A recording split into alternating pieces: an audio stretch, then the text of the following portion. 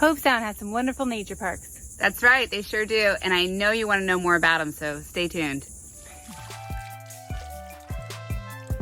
Hey guys, welcome to Living in Hobe Sound. If you're new here, my name is Jody Dupuis and I am a licensed mortgage consultant. And my name is Jaime Schwartz and I'm a Florida realtor.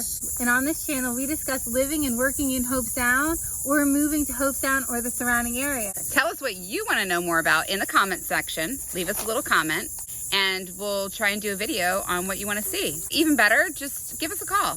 We're totally happy to answer any of your questions and help you understand what it might be like to move to Hobe Sound. Today we want to take you to 3 special nature parks here in Hobe Sound. We're going to show you some of these secluded parks that, you know what, you might even live here and not even know they're here. Jamie and I are both lifetime Martin County residents and we discover new stuff all the time. Yeah. So come on. So we're going to show you these parks today, but what we're going to do also is do an in-depth detailed video on each park. So make sure you subscribe to the channel. You get those uploaded, you'll be notified. Right now we're at the Pegleg Park and it's just adjacent to the Hobe Sound North End Beach, south of Loblolly. If you guys want to know more about Hobe Sound beaches, like and subscribe to our channel. We've got a great video on the beaches of the area. This park has a lot of shaded picnic areas and pavilions. There's grills. But the real gem of the park is the nature trail and the boardwalk that goes all the way to the Intercoastal. Some of the features of this park is it's dog friendly, it's kid friendly, restrooms here that are well maintained, totally take your stuff down there and fish. It's got a beautiful pavilion at the end. My husband's a Hobe Sound native and he likes to walk through here and show our children what to look for when animals are in the area, things like that. So it's kind of a fun area to learn about our local environment. Actually, I met a botanist at the end of this trail one time. She was really into it. She was talking to her friend about all the different types of mangroves, because there's 3 types of mangroves. You guys, this is where the Native Americans lived in the area. Some of our local native tribes actually inhabited this area and lived off the sea and the land. Like there were deer and all kinds of crazy cool stuff. You just come out and enjoy the park. It's a hidden treasure in all of South Florida. It's only about a 15-minute walk to the Intercoastal and about 15 minutes back. And it's shaded. That's the thing, shaded. like it's shaded. It's so hard to find a place that has the shade during the summer. It's a great place to walk because it is a little cooler than some of the other parks would be. We're headed over to Hobe Sound Nature Center. This is another piece of that Hobe Sound National Wildlife Refuge. And cool thing about it, it's been open a lot during quarantine. So we've seen, I think people have been using it more, which is really great. It's a fantastic resource. There's a really cool nature center.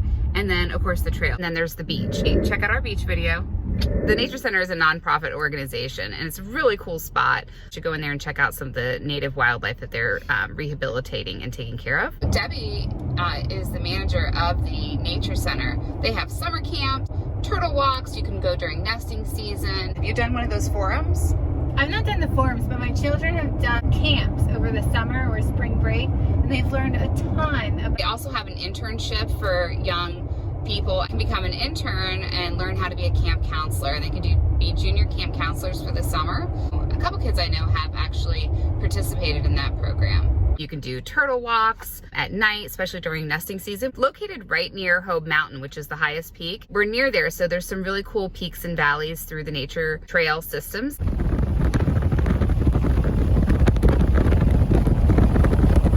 So we're in Jonathan Dickinson. There's plenty to do here. There's horseback riding, camping, fire fest, birthday parties, mountain biking, towers to climb. Like we're gonna do a whole bunch of videos on it for you, probably 2. There's so much to do here, so check it out. But right now we're just giving you a quick run through. Jamie, I think you missed one thing. What? Did you know you can go swimming here?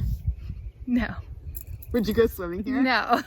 So the Loxahatchee River here is gorgeous. It's great for canoeing and kayaking and boating. You won't even go in the canoe, right? No, I'm terrified. They actually have a roped off swimming area. Guess how many people they say can go in there?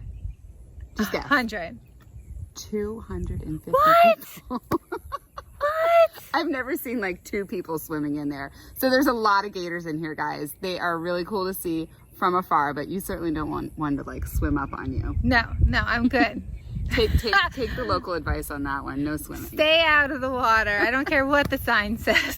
Jonathan Dickinson is actually 210 square miles. It is home of the wild and scenic Loxahatchee River. That's actually a national designation.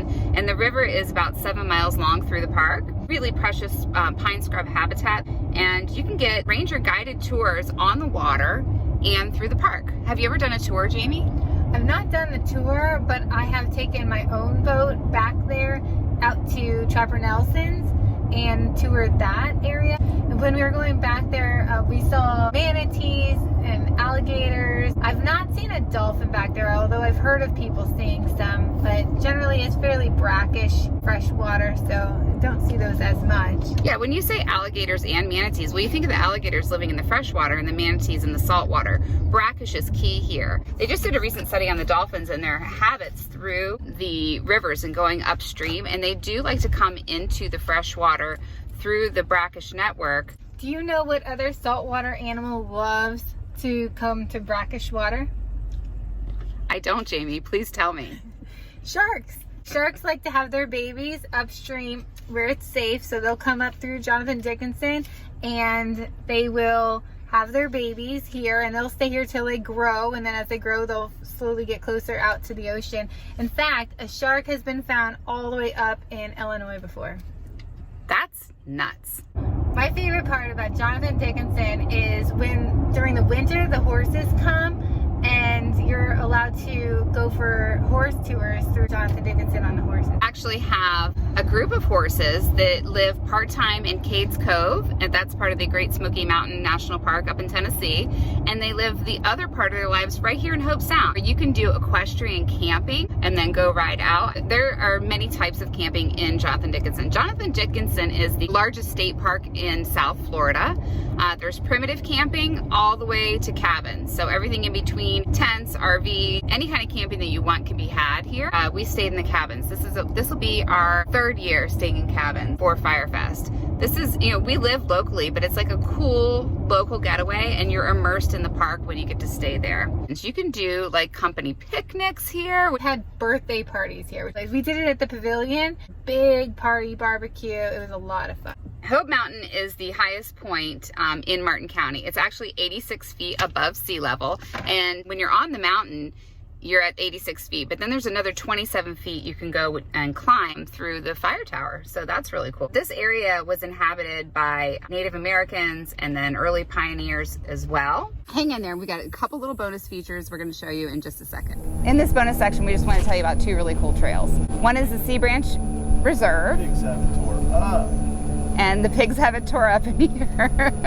One is the Sea Branch Preserve and the other is the Gomez Nature Trail Preserve. So here you are. Stay tuned just for, do I say stay tuned a lot? I think I say. That's all right, clip them all out. We'll see you guys later. Thanks for, oh wait, we forgot about the bonuses. Bird friendly.